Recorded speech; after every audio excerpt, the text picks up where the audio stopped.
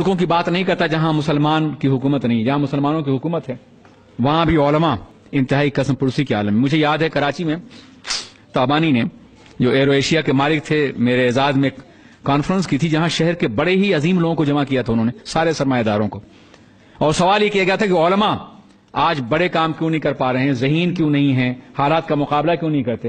میں نے کہا یار جن بچوں کو صدقے اور زکوٰۃ کے نام پہ پالتے ہو تمہاری کلائی تھام کر کے تمہیں برائی سے نہیں روک سکتا ہے. وہ دور پیدا کرو جب علماء کا دور تھا.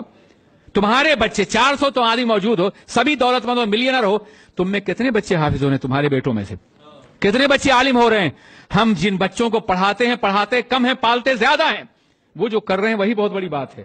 اورنگزیب کے زوال کے بعد اگر بر صغیر میں اسلام محفوظ ہے تو علماء کی محنتوں کی بنیاد پہ.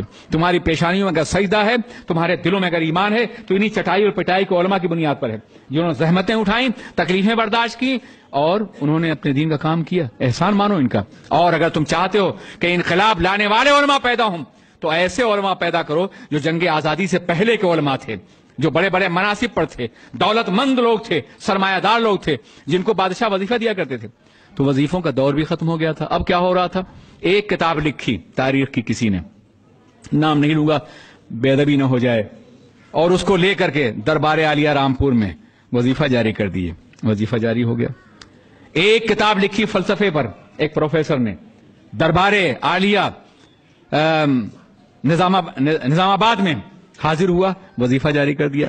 ایک کتاب لکھی کسی نے تحقیق کی بنیاد پر، حیدرآباد گیا، عثمان علی خان نے وظیفہ جاری کر دیا.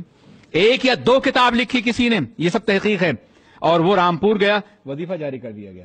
زندگی بھر کے وظائف ایک ہی اور دو کتاب پہ. امام نے 1000 کتاب لکھی اور کسی دروازے پہ انہیں نہیں دیکھیں گے آپ، کسی دروازے پر نہیں، بلکہ کتابیں لکھی اور کسی نے کہا کہ حضور سرکار رامپور نے یاد فرمایا ہے، آپ کو اعزاز دینے کے لیے یاد فرمایا ہے.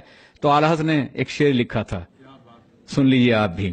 بجز سرکار سر کار عالم، بجز سرکار سر کار عالم، سروکار بس سرکار ندارم.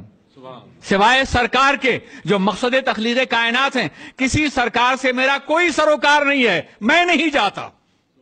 نواب نان پارا سعد علی خان نے یاد کیا، مشاعرہ منعقد کیا.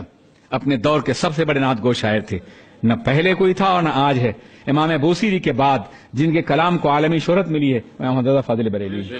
امام بوسیری کی ایک نعت مشہور ہوئی ہے اور ان کی ہر نعت آسمان تک پہنچی ہوئی ہے، بارگاہ رسول مقبول ہے. اللہ اکبر.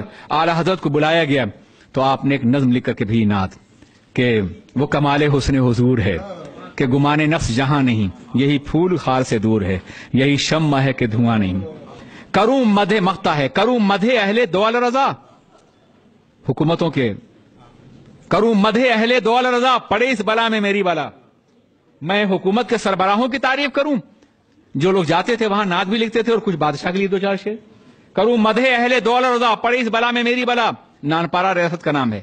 میں گدا ہوں اپنے کریم کا، میرا دین پارے نہ نہیں. یہ لکھ کر کے بھیج دیا اور بادشاہ نے اسے اپریشیٹ کیا. میں گدا ہوں اپنے کریم کا، میرا دین پارے نہ نہیں. یا رسول اللہ میں گدا ہوں